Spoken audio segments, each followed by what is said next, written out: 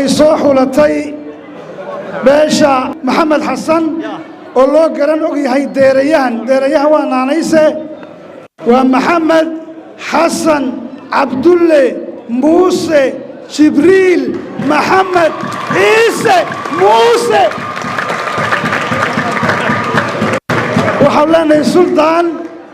waxaan kugu soo dhowaynaynaa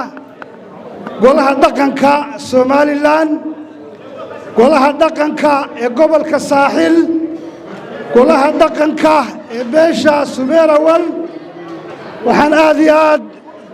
ugu mahadnaqaynaa salaadiinta iyo ugaasyada iyo mas'uuliyiinta kala duwan ee xukuumadda ee maanta caleemasaarkaaga ka soo qayb gashay waxaanu leenahay allaha barakeeyo suldaanka waanu u ducaynaynaa shaabadii weynayd ee uu suldaan cali sheegayna waanu ku dhufannay annaguna mar haddii ay soo xuleen iyagu